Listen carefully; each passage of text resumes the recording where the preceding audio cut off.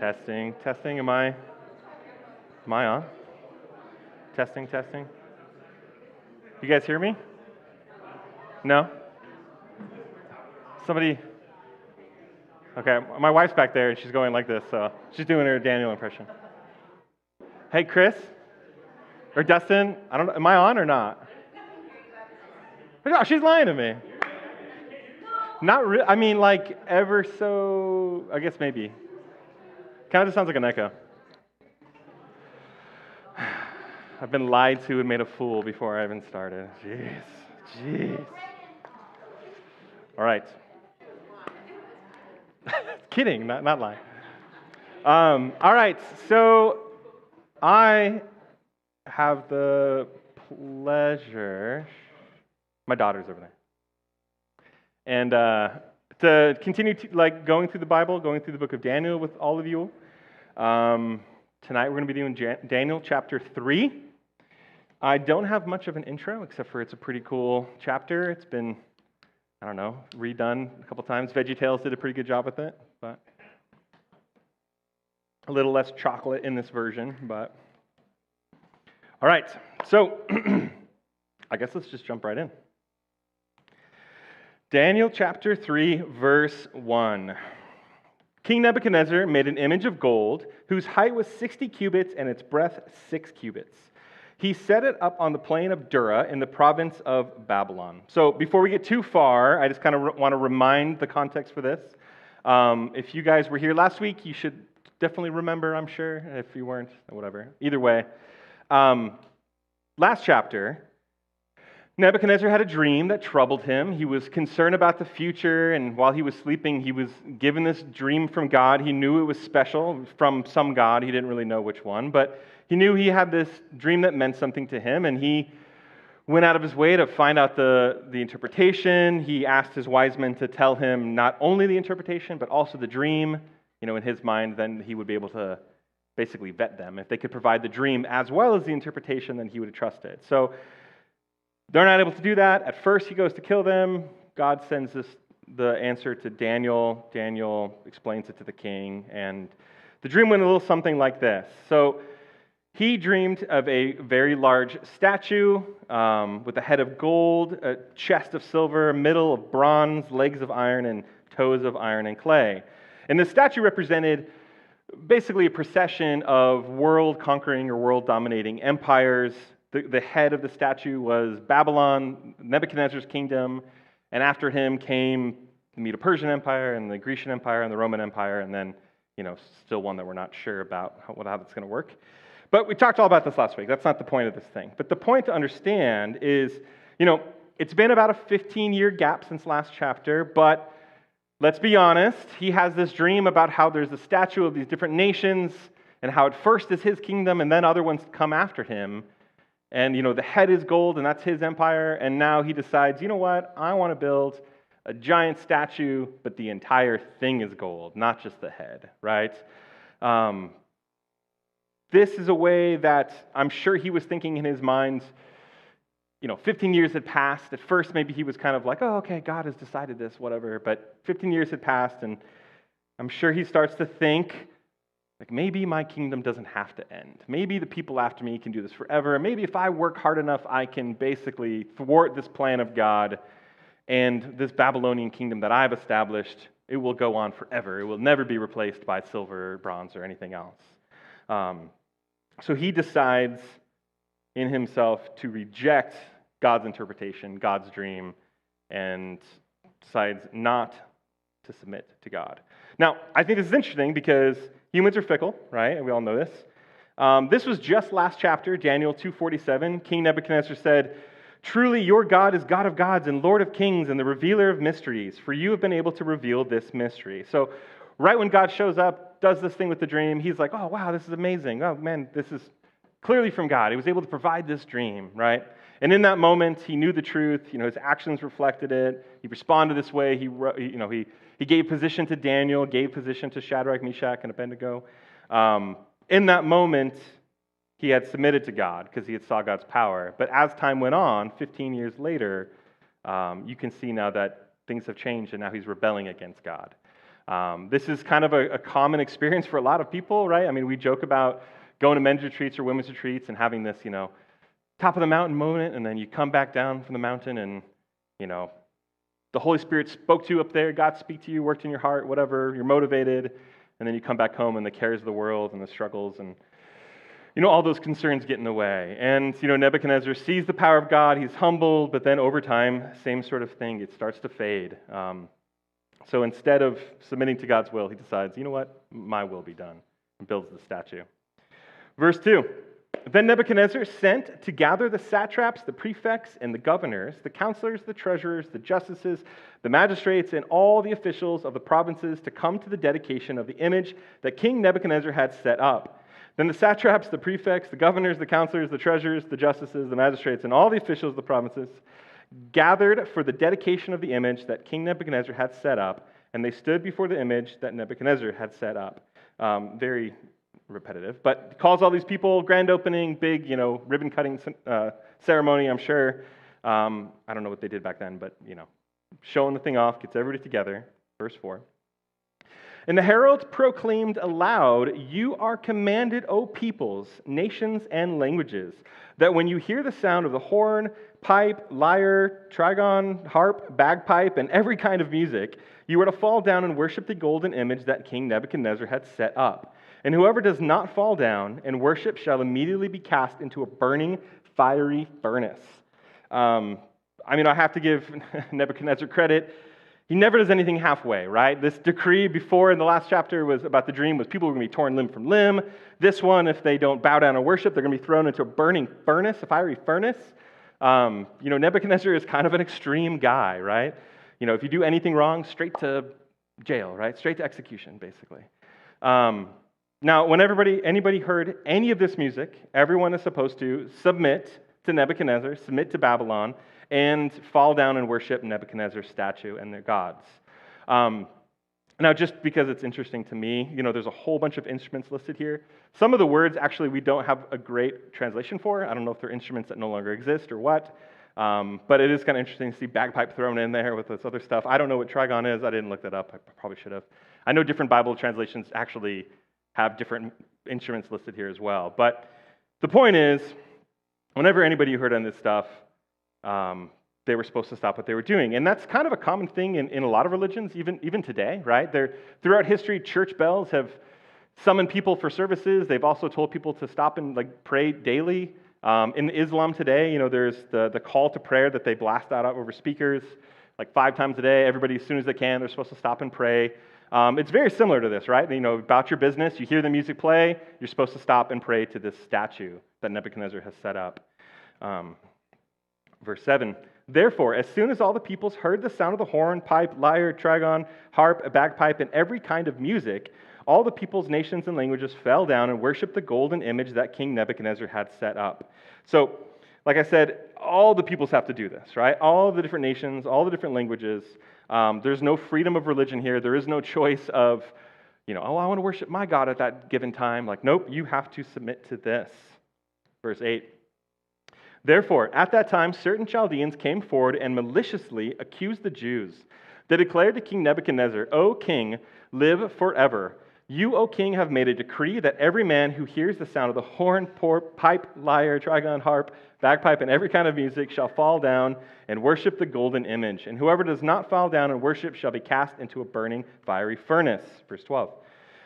There are certain Jews whom you have appointed over the affairs of the province of Babylon, Shadrach, Meshach, and Abednego. These men, O king, pay no attention to you. They do not serve your gods or worship the golden image that you have set up. So, these Chaldeans, they did not like the Jews. They were kind of looking for a moment like this, a moment to strike and try to accuse them and get them in trouble. And it makes sense, right? The Chaldeans were the local people, and I'm sure they resented that these foreigners, right, who had showed up and were in positions of power. I'm sure there was jealousy there. They were upset. It's a common thing. It happens throughout history all the time, right? So they go to Nebuchadnezzar, and they're like, "Hey, these guys, you made this rule. You made this thing where everybody has to submit, everybody has to bow down, everybody has to worship this anytime they hear music. And you even warned us about the fiery burning furnace, right? You've given us Enough warning. Everybody should know about this. And it just so happens that these few people that you have set up in high position, they're not doing it, right? They're going out of the way to try to upset Nebuchadnezzar, right? They're trying to make it seem like, basically, like if these people in high position, if they don't submit and listen, then why would the common folk, right? You've got these people up on these standards. People see them. The Jewish population, they look to these people. And if they don't worship, then why will anybody else? And they actually say, they pay no attention to you. They're making it personal. Like they don't even care, which we know from what we've seen so far that Nebuchadnezzar can be a hothead, right? He's threatening to tear people limb from limb half the time. He's right now throwing them in a fiery furnace. That's the threat. And so they make it personal by saying they pay no attention to you. They don't recognize your authority, king. You should, make an example out of them, basically. Then, verse 13, Then Nebuchadnezzar, in furious rage, commanded that Shadrach, Meshach, and Abednego be brought. So they brought these men before the king. So the plans worked. Didn't take much. Nebuchadnezzar is extremely upset. He commands that they be brought. Now, I want to just stop for a second and kind of talk about it because some of you may be wondering, where is Daniel in this whole thing, right? We got Shadrach, Meshach, and Abednego. I'll be straight up with you. I don't have 100% of an answer of what it is. The Bible doesn't tell us. It did say back in Daniel 2:49 that, like it says, he made a request to the king, and he appointed Shadrach, Meshach, and Abednego over the affairs of the province of Babylon. But Daniel remained at the king's court, so I don't know if there was some sort of, Daniel's over here kind of, busy with some other thing, and the statue thing's happening in the province of Babylon, and maybe he was just away, or maybe he was away on king's business. It's been 15 years. Not exactly sure what Daniel's up to. But I think I can confidently say that Daniel is not excluded because he was bowing. I guarantee that Daniel was not bowing like these other Jews. We see throughout this whole book, we never see Daniel's faith waver. We see him do some pretty incredible things. So I'm not exactly sure what he was doing, but I think I can confidently say what he is not doing, right? I do not believe he was bowing to this statue.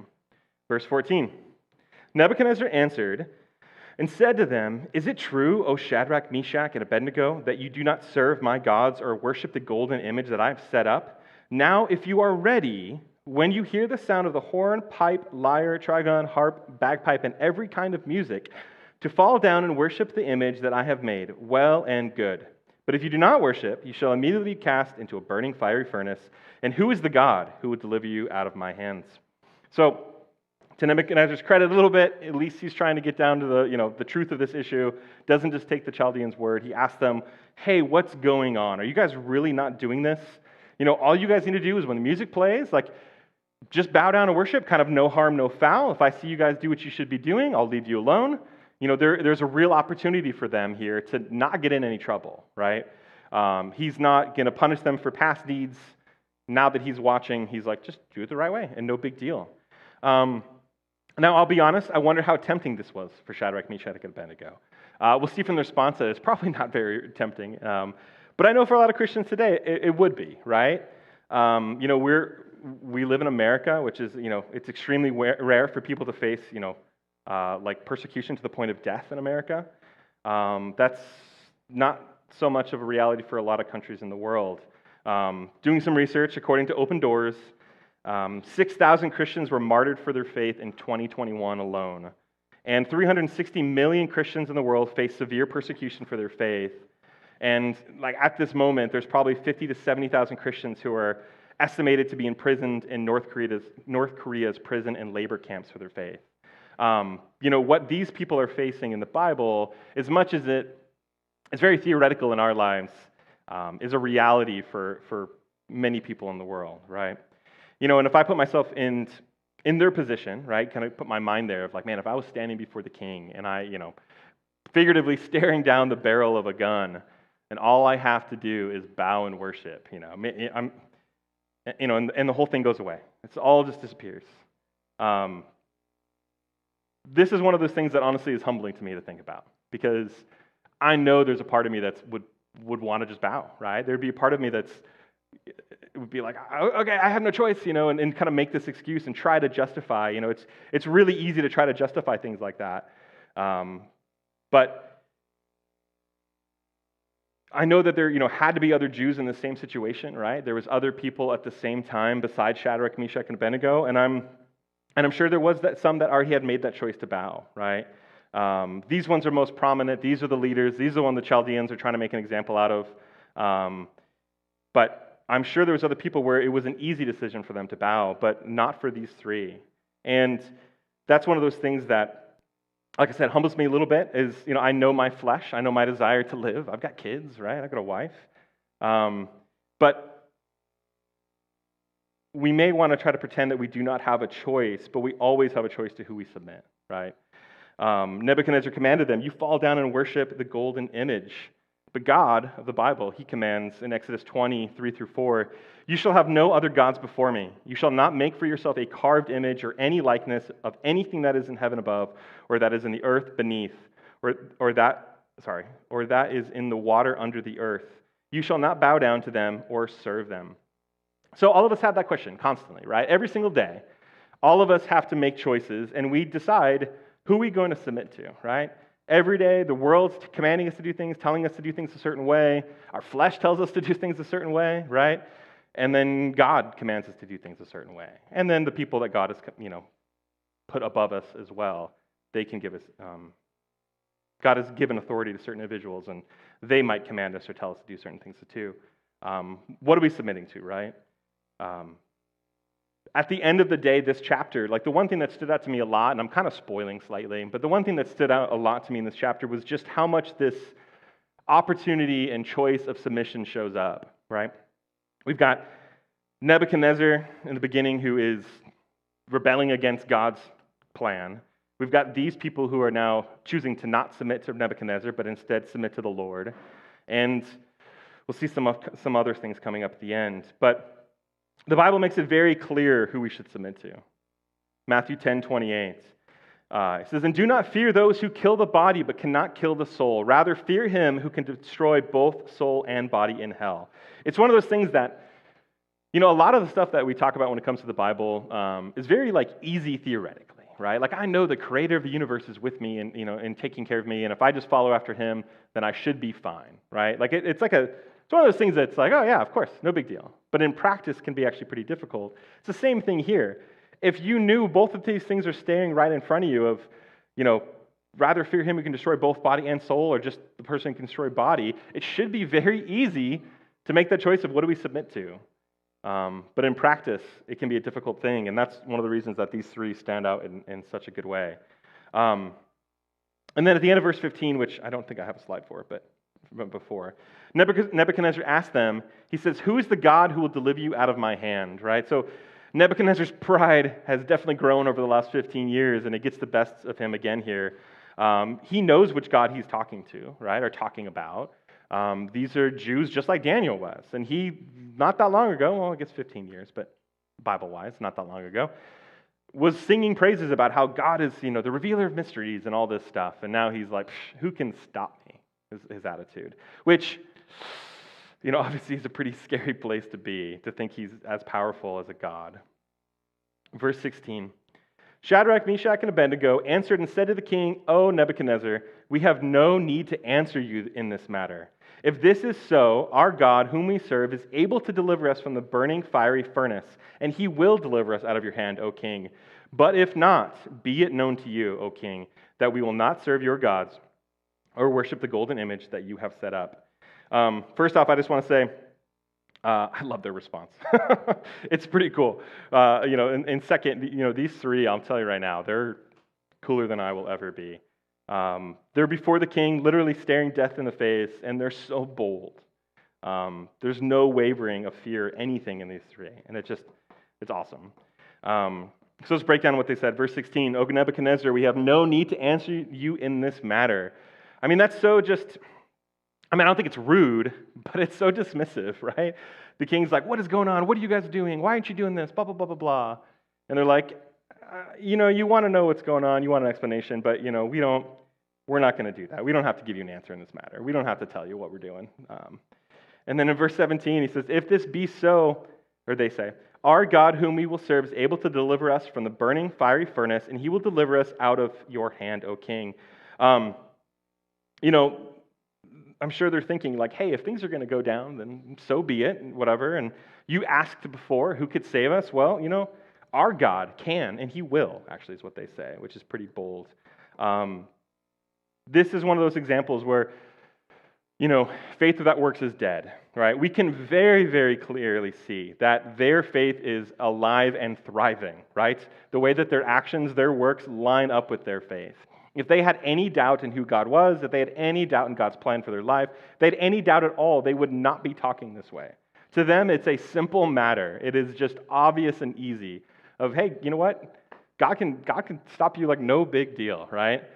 And then, like he says, in verse 17, he said, he will deliver us out of your hand, O king. And then verse 18, but if not, be it known to you, O king, that we will not serve your gods or worship the golden image that you have set up.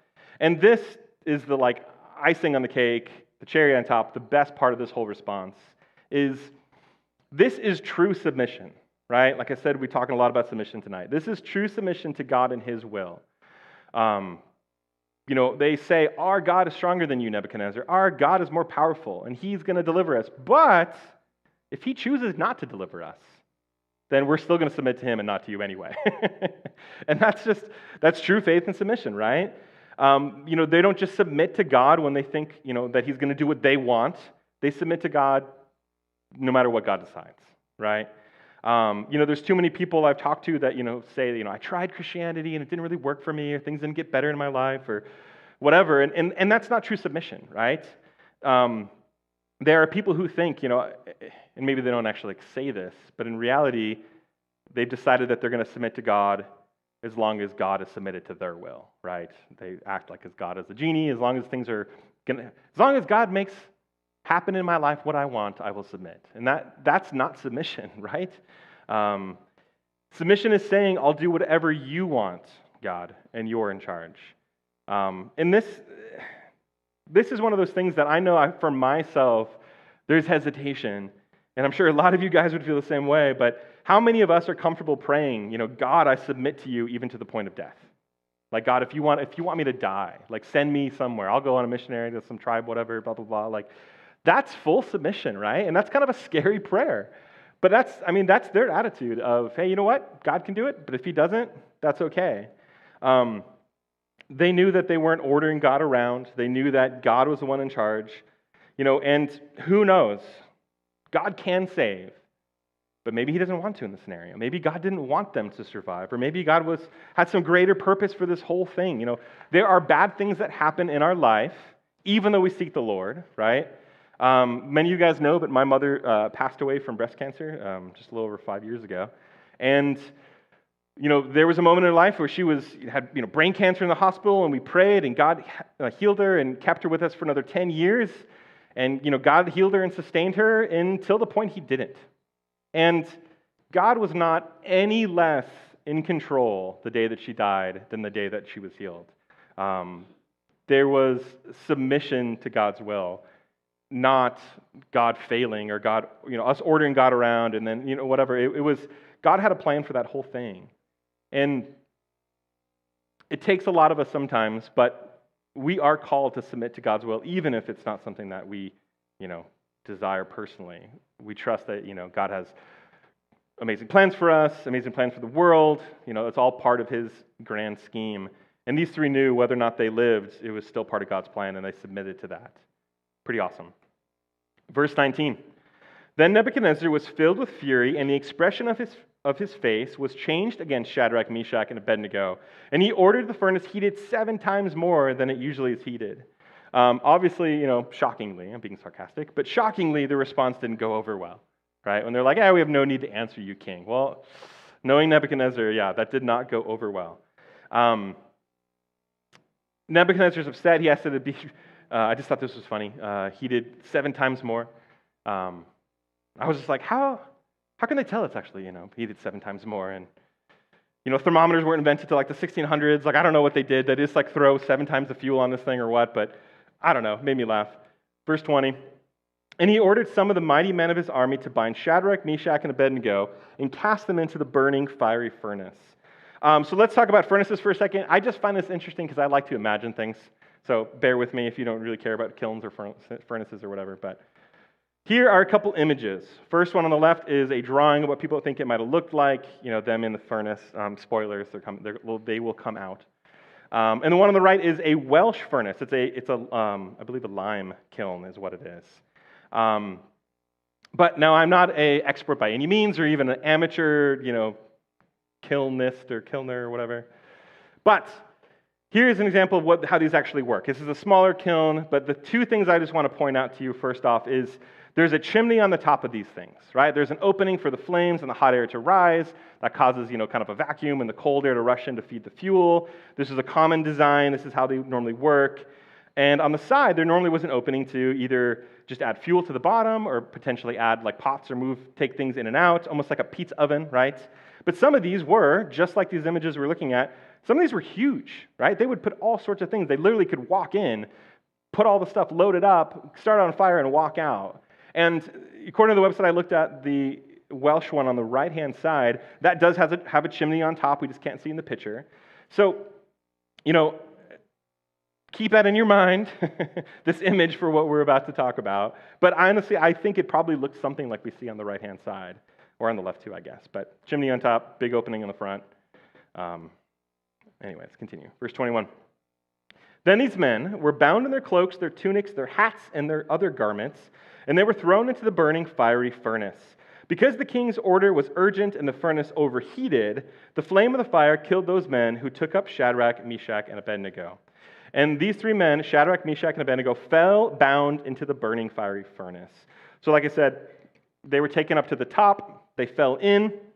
Now, in the haste of everything, if you think about it, it was not normal for people to go to the top. This is the chimney where all the hot stuff comes out. They didn't go there normally. They'd access things from the side.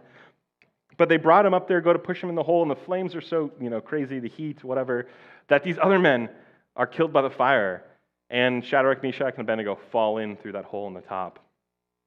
Verse 24. Then King Nebuchadnezzar was astonished and rose up in haste, and he declared to his counselors, "Did we not cast 3 men bound into the fire?" And they answered and said to the king, "True, O king." And he answered and said, "But I see 4 men unbound walking in the midst of the fire, and they are not hurt, and the appearance of the 4th is like a son of the gods." So Nebuchadnezzar's watching that whole thing. Like I said, it's probably out in front of that big opening in the front. They probably can see right in and saw him fall and then stand up. And it's like, wait, is there 4 people in there? But something's weird, right? Instead of those 3, which I'm sure you can imagine, I would assume that if people were thrown into a fire like this, they wouldn't be getting up and walking around like no big deal. They probably either would not get up at all or maybe be freaking out and then collapse or whatever. But the fact that they're just sitting there standing. Now, I did find it interesting, too, the Septuagint, which Chris actually mentioned on Sunday morning, but the Septuagint, which is a Greek translation of the Old Testament, it actually says in this verse that Nebuchadnezzar heard them singing songs of worship, which is pretty interesting. But it's pretty crazy, right? God is delivering them. Something is going on. Obviously, they should be dead. They should be, laying there bound, and instead they're standing unbound. And there's a 4th person with them. And like he says, he says he looks like a son of the gods. What's going on here, right? So, just like Shadrach, Meshach, and Abednego said, Yahweh was able and apparently willing to save them. Much to Nebuchadnezzar's dismay, they were okay. He gave them his best shot, right? He said, which of the gods can stop me? Well, he tried everything he had and basically to no effect. Now, this 4th person that was there, it's interesting. He says he looks like a son of the gods. Now, I know a lot of us instantly think of just the Son of God and Jesus, which it very well could be, right? There's a lot of places in the Old Testament where Jesus does show up, right? Just because this is pre-virgin birth Jesus still existed back then. He's a part of the Trinity of God. He was not created to be born. He has existed forever. So to us, when we read this, we normally think of Jesus, and like I said, it could definitely have been Jesus. But Nebuchadnezzar, he doesn't know about this. He believes in something, they believe in many gods. They believe in like demigods, which are half God, half man. And he looks at this person, and something about him, it doesn't describe, but something about him makes him stand out different. almost like a Hercules or in Greek mythology or an Achilles. He looks at that person and he's like, what is this person? Now, I'll be honest, I'm kind of a why person. I like to think about why things happen or why God did stuff or how things work or why was it done that way. I just wonder, I think it's interesting that we see this fourth person here, right? Like, why did God do it that way? God very easily could have just had these three people fall, been okay, and then walk out. No big deal, right? But it's interesting to me that there is this fourth person. And now, I don't know, here's some hypotheses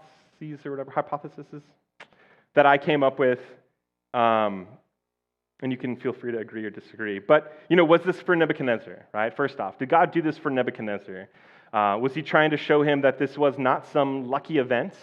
Potentially, if it was just the three falling, maybe he could have been like, oh, well, they fell like in a cool spot, and the way the air flew, maybe it's okay.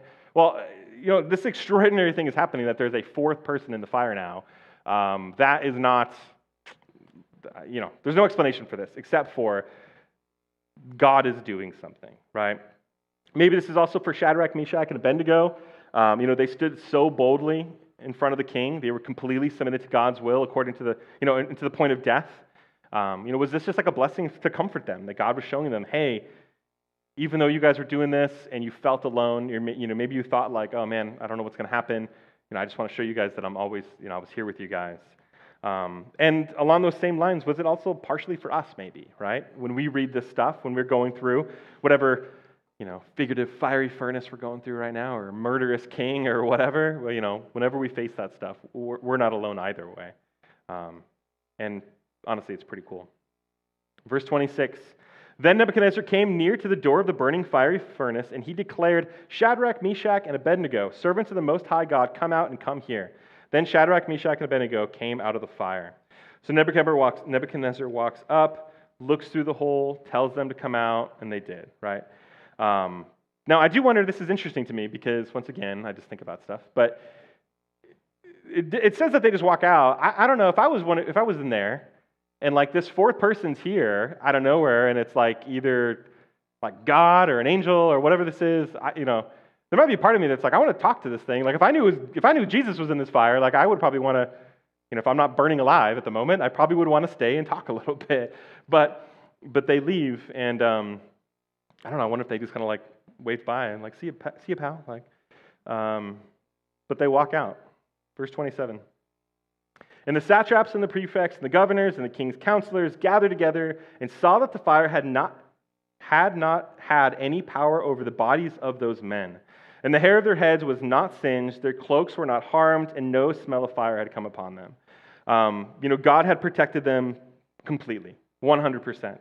They weren't hurt at all. Their clothes were fine. The hair wasn't burnt. They didn't even smell like smoke, which, it's a popular thing nowadays. But a lot of people smoke meat or barbecue stuff, and I'll tell you right now, it takes like 2 seconds of being out there by the smoke to just smell like it, right?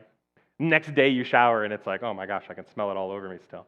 So the fact that they came out of this fiery furnace and they didn't even smell like smoke, like this is obviously, besides the fourth person, besides the not being injured, besides whatever, like this is. It's kind of like dotting I's and crossing T's, like this is 100%, no loose ends, God protected them and kept them from this fire, right? Pretty amazing. Perfectly immune to the actions of Nebuchadnezzar. Like I said before, Nebuchadnezzar does not submit to God's will, and he challenges, which God, who can stop me? And not only did God stop him here, but made it like it never happened, right? This is a perfect protection against Nebuchadnezzar's will. Nebuchadnezzar literally, was able to do nothing to them, right? Verse 28, Nebuchadnezzar answered and said, Blessed be the God of Shadrach, Meshach, and Abednego, who has sent his angel and delivered his servants who trusted in him, and set aside the king's command and yielded up their bodies rather than serve and worship any god except their own. So this is, to Nebuchadnezzar's credit, again, in a real way, he eats crow pretty well, right? Moments ago, he's trying to kill these people. He's literally furious, telling them to, heat it 7 times more. He's so upset. His face is full of rage. And now he's saying, blessed be the God of these people, right? His mind has changed. And you know what? There are a lot of people today, when people see the truth and they don't want to change their mind about it, right? They don't want to change their beliefs. They don't want to change whatever. But Nebuchadnezzar here, moments ago, is blaspheming Yahweh. And now he's saying, your God is amazing, who's able to protect you, and you guys are amazing, right? Like he says, and it's really interesting, he says, and set aside the king's command, right? He's giving them credit that, like, man, you guys totally just ignored me. Like, good job, right? Which is kind of interesting from his character. But he changes quite a bit here. And like I said, to his credit, that's a really, really good thing to do. A lot of us, when we face the truth and face that we were wrong, our pride gets in the way and it stops us. It blinds us. And like I said, really give Nebuchadnezzar credit here because, I mean, this is as gung-ho one direction as you could possibly be. And then to be like, oh man, that was really bad. Like, good job, guys. That's actually pretty good for him. We can actually learn from Nebuchadnezzar here. Verse 29, therefore I make a decree. So Nebuchadnezzar and his decrees, right? Any people, nation, or language that speaks anything against the God of Shadrach, Meshach, and Abednego shall be torn limb from limb, and their houses laid in ruins, for there is no other God who is able to rescue in this way. Then the king promoted Shadrach, Meshach, and Abednego in the province of Babylon. It's just one of those things where it's kind of like, does the thought count, I guess? Like, it's kind of good that he's like sticking up for that. I mean, but once again, and my wife actually pointed this out to me, which is a really good point. This whole time, he's like, what God can stop me? All this kind of stuff. And he's humbled, quote unquote, by the God of Shadrach, Meshach, Abednego. But now he thinks that he needs to stick up for that God or something, right? Now he's made this decree that if anybody says anything bad, they'll have to answer to me. And it's like, shouldn't the whole point of this whole thing show that, Nebuchadnezzar's power is nothing in comparison to God's power? But like I said, I don't know if it's the thought that counts, that he's trying in his own way with threats of torn limb from limb and houses burned down or torn down or whatever. It's just interesting. And like he says, he finally is acknowledging, he says, there's no other God who's able to rescue this way. And so, like I said earlier in this chapter, this whole thing really should make us, ask ourselves the question of, who do I submit to? What do I submit to? Whether we like it or not, we are constantly submitting to something, whether it's the world around us, our own flesh, God, or the people God has appointed, in our lives, especially for the kids, their parents, and all that stuff. But us with our bosses, and who knows? But Nebuchadnezzar starts off not submitting to God's plan. I said backwards. Shadrach, Meshach, and Abednego, they choose to submit to God. Nebuchadnezzar's humble, and in the end, he actually repents and kind of submits to God. We'll see more about what's going on in his heart and his mind in next chapter. But for tonight, we're going to stop there. So, like I said, the big thing is submission, right? What do we submit to? What do we decide? Okay, that's in charge, right? Is it our flesh? Is it the world, or is it God? So let's stop there and pray, and I'm done with 1 minute to spare. It's pretty good. Dear Lord, I just pray for just everyone here, God. I pray that you make those moments that we choose who to submit to. Pray that you make those very evident to us, Lord. I also just pray you make it very evident who we're dealing with, Lord. You versus, nothing compares. Pray that you just take care of this week. I pray that you give us the faith and the strength spiritually to, choose to submit to you, Lord. Not be ashamed, not be afraid. Fully submitted to your will, whatever it may be. Pray that you take care of us, and we just ask this in Jesus' name. Amen.